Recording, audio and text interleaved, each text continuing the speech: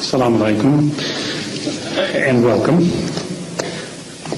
I realize that the title of this talk maybe seems rather vague, nature of belief. Let me clarify that now so you don't feel that you came to hear something and it was a different thing they were talking about tonight. By nature of belief, I didn't mean to itemize all the things that a Muslim believes in. Interested parties can find that out for themselves very easily. Go and look it up in an encyclopedia. That's very easy. What I wanted to talk about was belief itself. Is there something different about the way a Muslim believes and the way that somebody else believes? In many cases, maybe there isn't.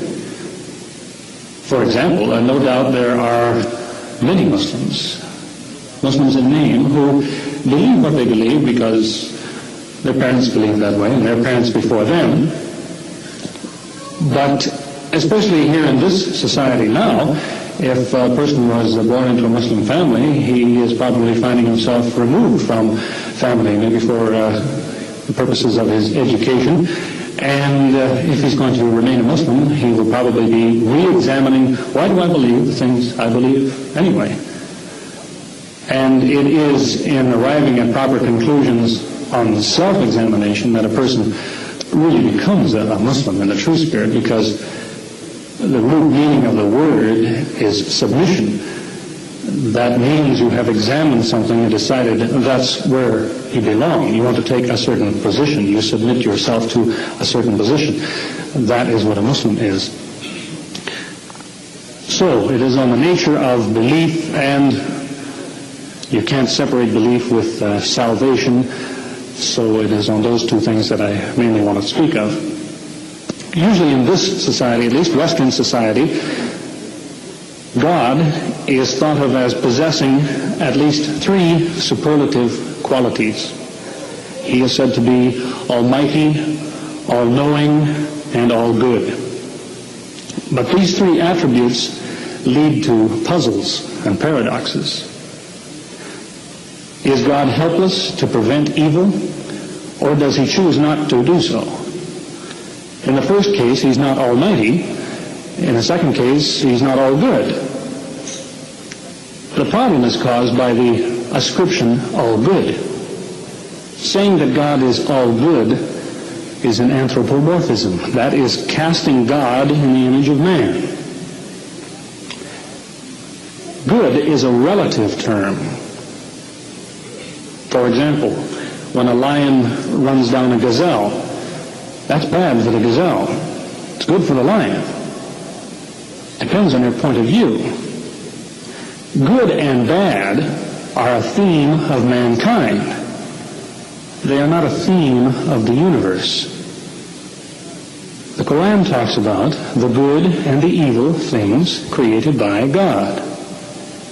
As a matter of fact, so does the Bible. But I've never seen that quoted by anyone who discussed from a Christian point of view the problem of evil, as it is called. From our viewpoint, good and evil are really the terms beneficial and harmful. If you call good and bad as though they were absolute, as though they existed without reference to other things, forgetting their relative nature, you make a serious mistake. It's like calling boiling water hot. It is hot to my fingers, but it's not very hot compared to the surface of the sun. It takes on the quality of being hot only relative to my fingertips.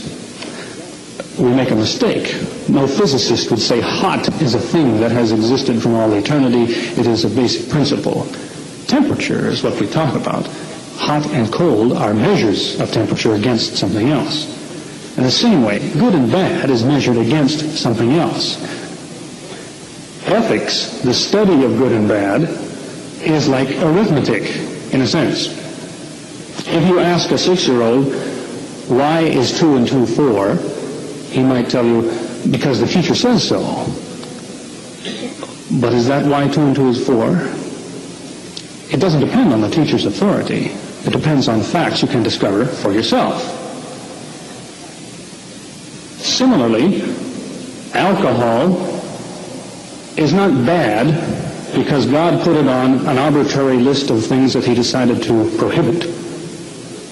It's bad for mankind because it's harmful for mankind. And here's a key point. Man is not punished for his sins. Man is punished by his sins. Evil done brings evil on the doer. The function of God is guidance. Good and bad are pointed out to us, and we may verify the truth of the information by observation and by reason.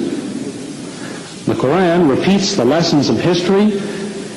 It asks us questions and it answers objections.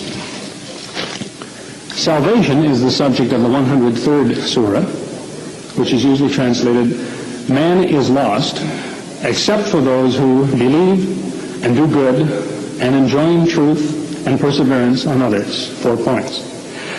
But let's examine more closely the root meanings of these 4 points. The word translated believe, amanu, has the fundamental meaning confirm or verify. In some cases, the straight path which is sought by Muslims is a result of illumination.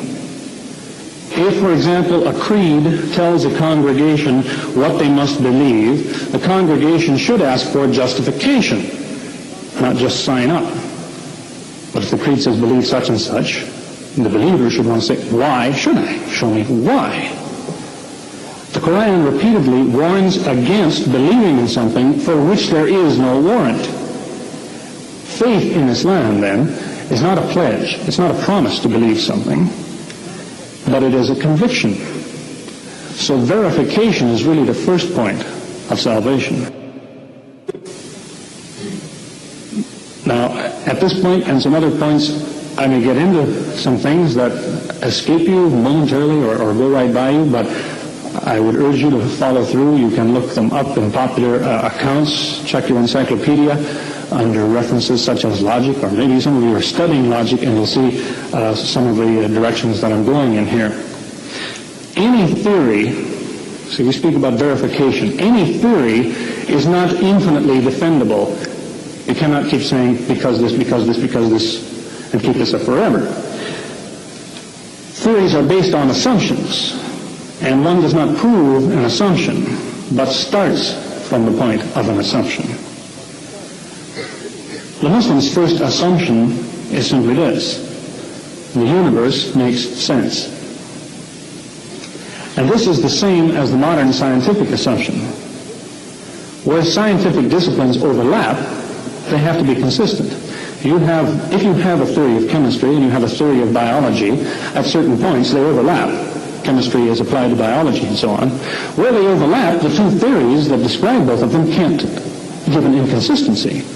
So there must be a bigger theory which takes them all in. And this is the way the scientist reasons. That if he has a consistent theory, he believes it's not going to conflict if it overlaps with somebody else's theory, as long as it's consistent also. The alternative to that assumption, the assumption that the universe makes sense, is chaos. It means that one mistrusts everything. If a person says, no, the universe doesn't make any sense, a man is really saying, I can't be certain of anything. So we want to ask that man, can you be certain of that? You see the trap he's in? If a man wants to mistrust everything, then he has to mistrust his mistrust. And he's paralyzed. He doesn't make any progress. So the first assumption seems to be an option but doesn't really have an alternative. So it's not really an option. Interestingly enough, two of the attributes of God, as described in the Quran, are always put together. Al-Wahid al-Qahar, the one, the compelling, the irresistible. This assumption that the universe makes sense is really the same as the foundation of Islam. La ilaha illallah. There is no God but the God. Ilah is translated God. La ilaha illallah is saying there is but the one Ilah. If God is a difficult term for people because of its connotations, translate ilah however you will. Ilah is that which ultimately influences events. It is the most basic and the universal constraint. The assumption of consistency is a constraint. It's a restriction, just as the principle of the conservation of matter and energy is a restriction.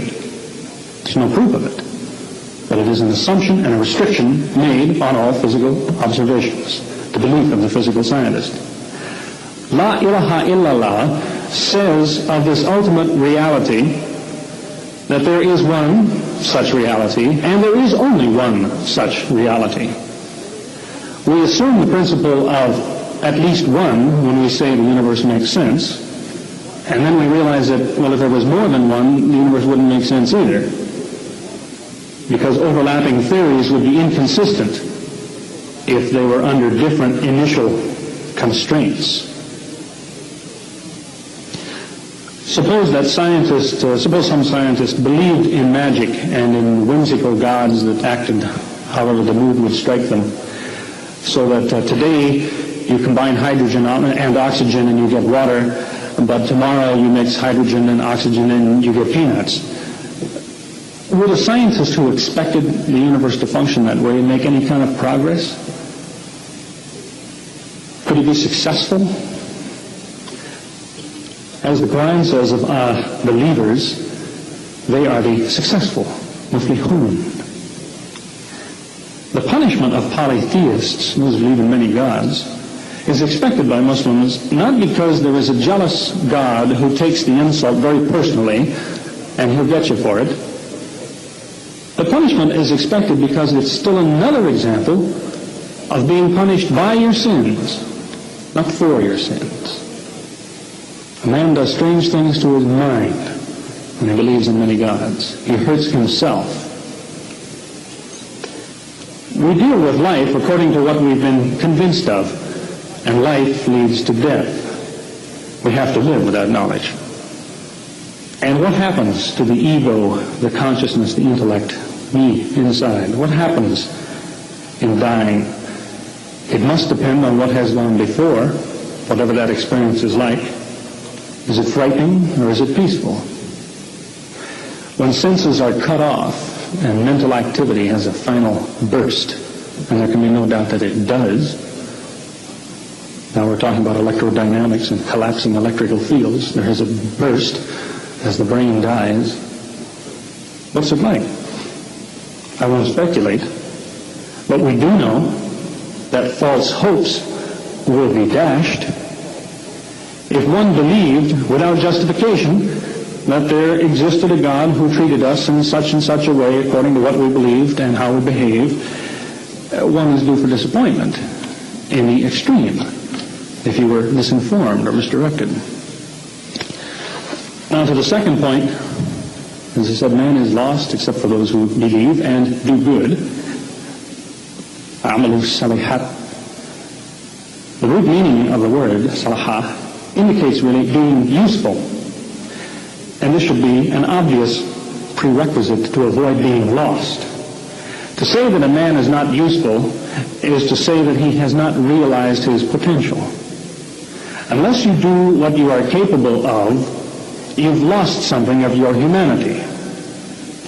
And the finish of your human life is going to be something less than the finish of another human life, another human who made more of his human life. Albert Schweitzer said that he found God within himself as the stirring of ethical will. In other words, he knew what he could do, and he did it. He left behind him the comfort and the riches and the fame that was a sure thing in Europe when he was a young man. He left that behind him and he moved to a leper colony in Africa, where he continued to study and write and help the lepers, and he lived into his 90s. He realized his potential. Now, psychologists could tell us, no doubt, plenty about those who think they are happy, they're comfortable, but they face anguish from inside themselves. What kind of shape is their intellect taking under this kind of torture? People who have convinced themselves they're happy, and they're not really. They are doing less than they could have done. What's it doing to their minds? As to those who make the most of their abilities, here is how God acts in the world. He acts indirectly. The Quran talks about taqwa, usually translated as God consciousness. A man with taqwa has his mind on the absolute as a reference point. His mind is not fixed on what is relative. He's not worried about money or clothing or various other things that depend on other things themselves. His mind is fixed as a reference point on what depends on nothing, the absolute. And then God moves people. Not like we move a checker on a board, like that, but he moves people the way that the goal at the end of the soccer field moves the soccer team. That team will battle away. Does the goal reach out and pull them this way? No, but it's out there. And by keeping an eye on that, that's where they're heading. Indirectly, they are moved by that goal. And here's where we are led to deal with another concept of God, another item in belief. Common practice divides reality into the natural and the supernatural. And occasionally God is thought to interfere with the natural order, reaching down from the supernatural, and he works a miracle.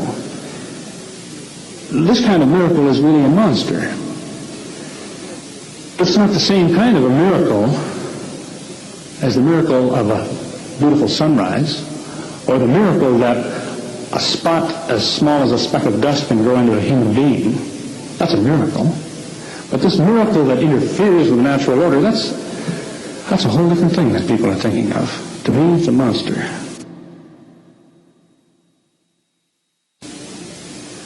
By all means, there are remarkable things that Muslims are ready to believe in. They're ready to accept.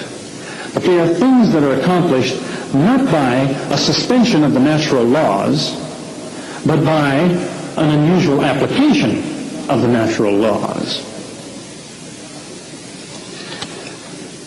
The Quran explains that when God wills something, he simply says to it, be, and it is. Is this hard to understand? Can the saying be the doing? In fact, we deal this way ourselves. Some say always. Suppose I say to this man, I congratulate you. When did I congratulate him? In what way? Did I tell him about something I was going to do, or I did? The saying was the doing. I congratulate you. I did it when I said it. Or if I say to this man, I appoint you as my representative. When I said it, I did it. It's not a difficult concept to understand that the saying can be the same as the doing. This is God as Baruch Spinoza understood him about 300 years ago. The will of God, he said, is no more and no less than those things which take place in the sense of physics. This is why we can say all things originate with God, but we bring evil on ourselves. For example, the chemical reactions between cigarette smoke and human lung tissue are natural law, but the smoker brings the damage on himself. Spinoza said there is but one infinite item, and that only is logical. If it's infinite, there can't be room for two of them. He said there is but one infinite item, and whatever the attributes of that item are, we can only know about two of them, extension and thought. He meant that we know the physical universe and we know how it works. This is the same as the Quranic ascription of Allah as al-Zahir al-Batin, the evident and the immanent, or the external and the internal. This means that the universe and how it functions is all we know of God. The same verse also describes Allah as source end goal, al-awwal al-akhir, the first and the last. Two attributes that seem to be opposites, and yet they are really just two different viewpoints of one reality. And let me continue with that thought. I'm talking here a moment ago about God being everywhere, in the sense that as the universe performs, that's the way He wishes it to perform. His will is the same as the functioning of the universe. From another point of view, we could say God is only rarely present. Only sometimes is He present.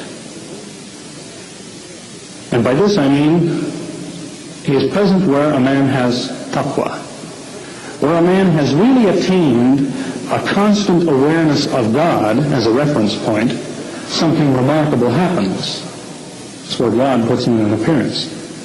Whether that man be a Jesus Christ or Albert Schweitzer, if their mind is fixed on the absolute, they become a remarkable kind of individual. So then, to avoid being lost, in every sense of the word, it is necessary to verify things and to take appropriate action. These are the first 2 points. The last 2 requirements parallel these, because knowledge and action, in order to be meaningful, must be effective. They must accomplish something, or they don't really mean anything. So as we acquire knowledge, we aid others to do the same. And as we do well, we help others to do the same. So possibly the 103rd Surah, Surah Al-Asr, is more significantly or alternately translated as, man is lost, except for those who verify things and realize their potential and confront others with reality and encourage others to persevere. Now, we've dealt with translating a short chapter of the Quran, a book which is said to be a revelation. This word revelation is a problem for many because it has connotations of sacred mysteries beyond the limits of knowledge. The point is that Muslims believe God to be unknowable in the first place. The Quran does not reveal God. It reveals His will. Now to another topic concerning belief. If we'll have time, we'll go to the blackboard, and as I say, if I lose on something, I encourage you to look it up for yourself and look it over to see that I do, after all, know what it is I'm talking about. The topic is proving the existence of God. The rational arguments, those who would prove the existence of God, the rational arguments can usually be put into one of 3 categories: the ontological, the cosmological, and the teleological arguments. And without dealing with them right now, I can tell you that they are all faulty. They don't prove the existence of God. The arguments were demonstrated to be faulty more than 200 years ago, at least, if not 800 years ago. But they continue to be used. You will still see them printed in abundance, one of these 3 arguments. In the first place, the project which attempts to prove the existence of God is self-contradictory. God is said to be absolute, which means He depends on nothing. Proving His existence means we make some more basic assumption and we build up to God, in which case God fails to be absolute. He depends on our basic assumptions, you see. So it's a foolish kind of a project in the first place. You assume you have an absolute, and then you go ahead and try to prove it, and you undo your definition.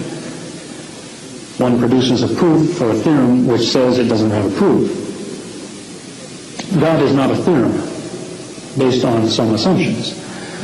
Rather, God, the absolute, is a necessary item to complete our picture of reality. More accurately, I mean to say that if we make the assumption that the universe makes sense, then we simultaneously acknowledge the singularity in the scheme, which is the absolute, that which is independent of the total concept of the scheme. And there are 2 ways of seeing this. They are the results of the work of a 20th century mathematician by the name of Kurt Gödel, and you can look him up for an account. There are popular books on the subject. The Scientific American did an article on him a few years ago. In 1931, Kurt Gödel, it's G-O-D-E-L, came up with two theorems that really shook the world of philosophy, logic, and mathematics. I won't explain them in great detail, but I'll try to give you the import. Remember that theories are built on assumptions. So one might think that if we made enough assumptions, then we could go ahead and decide the truth or the falsity of every statement. But an interesting thing happens in logic. Too many assumptions, to start with, produces a logical system that is self-destructive. You've heard of the man who says, "I've invented the universal solvent," and his friend asks him, "What kind of a bottle are you going to keep it in?" That's what happens to logic. If it's capable of solving anything, it will dissolve itself. A logical system which has universal application, in other words, that you can apply to any question and decide is it true or false, is self-destructive. And I can illustrate that by just having you consider this sentence. This statement has no proof. If you can prove that statement is true, then you have a contradiction. On the other hand, the only way to show that it's false is to prove that it's true. Another contradiction. This statement has no proof. If you can prove that statement is true, then you have a contradiction. On the other hand, the only way to show that it's false is to prove that it's true. Another contradiction. So you have to leave it alone. I am imagining, of course, that the statement, that difficult statement, is written out in symbolic logic, which has certain initial assumptions and rules. In order to avoid that contradiction, being able to prove a statement that says it doesn't have a proof, you have to go back to your initial assumptions and remove one or two or three of them, so you don't have a complete list. This was called Gödel's incompleteness theorem. In other words, in any scheme, any theory that you set up, your initial assumptions have to be incomplete. Because if you have a complete list, by that I mean a list that will let you prove anything, it will be the undoing of the whole system. The whole thing will fall down. But then if you're missing some assumptions in the first place, it means that the totality of reality is not knowable. You can never know all the truth. All of the truth is not solvable or soluble. Logic is a solvent, but we need a bottle to keep it in. We need something that it won't dissolve in order to keep the universe making sense. The root meaning of absolute means that which is not dissolved, absolute. Reality, seen through logic, scientific inquiry, is something like looking at an item with a magnifying glass. As you move the glass closer, the image gets bigger and clearer, and you see more details, but you reach a certain point where it's as fine a picture as you're going to get, because if you move any closer, the image is distorted and you've lost it.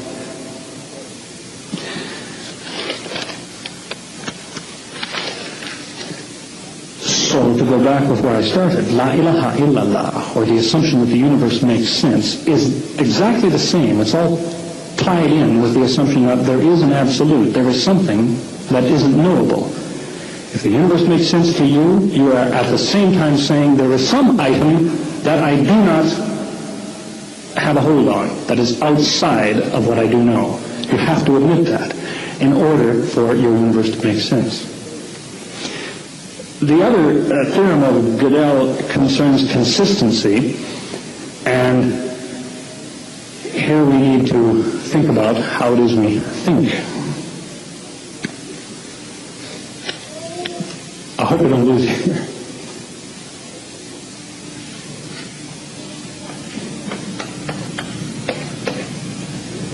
If A and B stand for statements, this means that A implies B. Suppose A is the statement, it is night, and B is the statement, it is cold. Then this statement is saying, if it is night, then it is cold. All right? So the way we think is according to the rule of detachment, which says that if this statement is true and this statement is true, then B is true. That's how we think. In other words, if it is true that when it is night it is cold, and if it is true that it is night, well then it's cold. That's how we think. That's the rule of detachment. Now,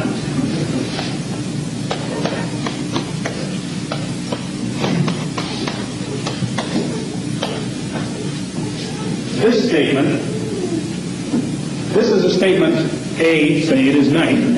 This is the opposite. Not A, it is day. This whole statement here, not A implies that A implies B, is what is called a tautology. Now, a tautology is something that is true no matter what the values of A and B are. In other words, that statement on the right there is true whether or not A is true or B is true, whatever they are. That statement will always be true. You can calculate it out for yourself by considering all the alternatives of putting down, suppose A is true and B is false, then the value of the statement on the right is false, but then A on the left is true or false, and false implies false is a true statement. You see, with all possibilities, that statement will always be true, and that's a tautology. Now suppose somebody has a theory that is inconsistent. By inconsistency, we mean when two opposite things are both true. Well, a very funny thing happens if you want to admit to your scheme of reasoning an inconsistency. The two opposite things are both true. Because if you do that, you can prove that anything is true.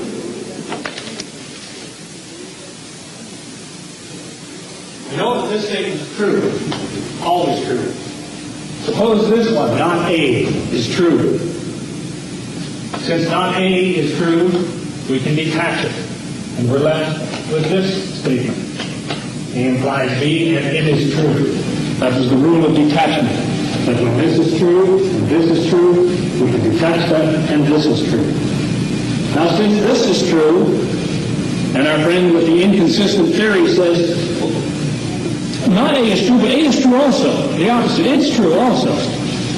That means we can detach A is true, then we have proved that B is true. You see? The danger being then, if you have a theory that's inconsistent, a theory that contains two opposite things and they're both held to be true, you can use it that way and prove anything is true. If you believe that it is night and it's day too, then you can prove that giraffes are born with two heads. Because those are the rules. The point of it is, first of all, to advise you that's the danger of an inconsistent theory. A person can use it to prove anything. But the point is, if you have a theory and you want to know if it's consistent, there's one way to find out. That's to produce a statement that has no proof. Because if the theory was inconsistent, you could have proved it. If you come up with a statement that has no proof, it meant, well, there's no inconsistencies in your system because there's no way I could juggle a proof out of this thing. This is why a man cannot consistently build a case that there is no absolute. Plenty of people say that. It's a way of life. To a lot of people, say all things are relative. If they try to build a consistent logical case to demonstrate to you that all things are relative, they can't do it. Because when something is consistent, you have to have an absolute in the system. It also explains why the absolute must be ineffable, unknowable. Because this absolute that you're talking about, which is a necessary item in any scheme of thinking, has to be, by definition, something that isn't defined in your system. It's outside your system. You can't know it. So then the beginning of wisdom to this Muslim and to many, I trust, is the discerning between those things that are relative and that which is absolute. The intelligent man is the man that knows the difference between something that really only depends on something else and something that depends on nothing else. If a man puts his faith in money or fame or some other item, he's fooling himself if he doesn't stop to think, wait a minute, money. But money depends on certain other things, the economy of the country, which depends in turn upon the state of peace worldwide, etc., etc. He's put his faith in a relative thing. The man whose faith is in the absolute isn't subject to wavering and change, because nothing affects the absolute. It doesn't depend on something else, how things are going. The certainty of La ilaha illallah, the certainty that there is no God but the one God, is the same as the assumption that things do make sense, there is an absolute, is a certainty that resides in here. It's in the intellect.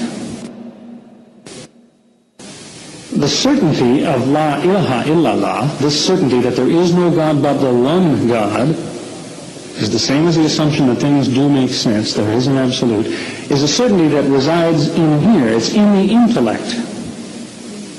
It isn't something that we had to look at on the outside and see the evidence for it. We figured out on the inside that there is an absolute.